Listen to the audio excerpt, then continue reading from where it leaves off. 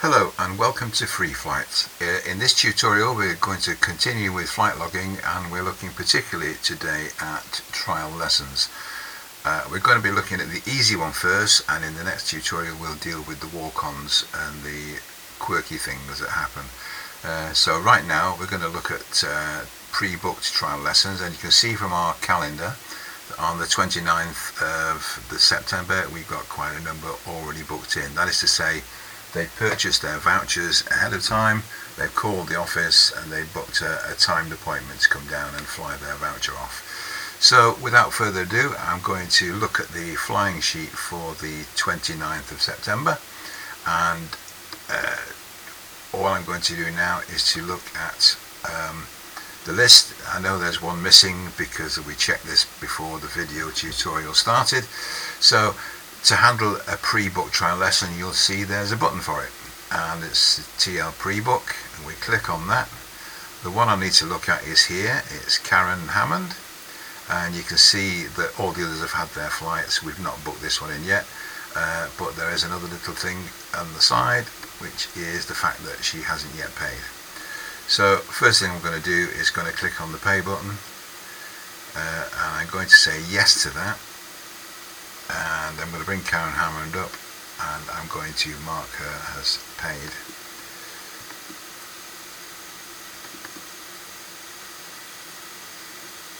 Simply by changing the payment method. Ignore the last few keystrokes, I got that wrong.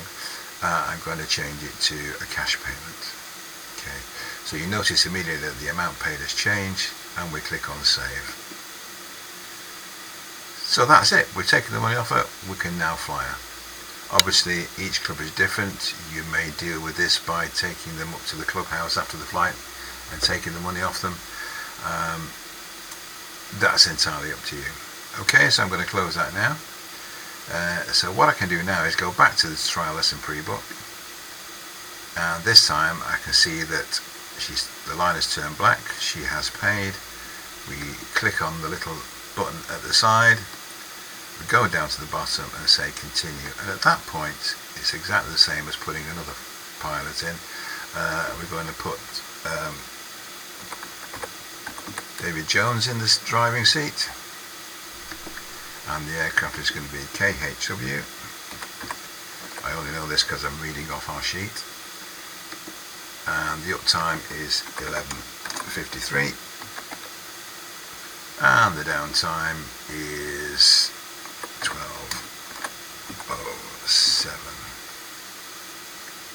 That's all you need to do. Job done.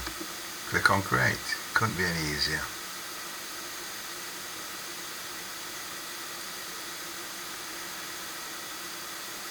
And now if I just change the sort order on this and put the uptimes in ascending order, we'll find that Karen will be somewhere on here, and she's on page 2,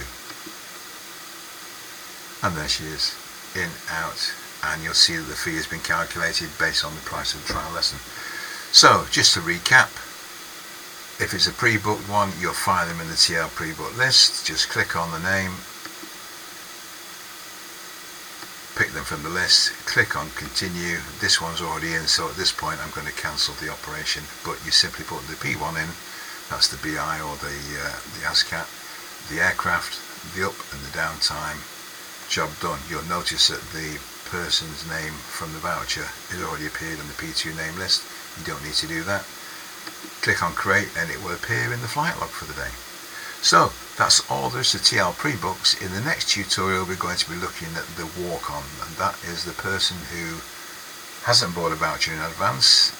They haven't pre-booked anything. They just arrived on the airfield and said, I'd quite like to have a try at this.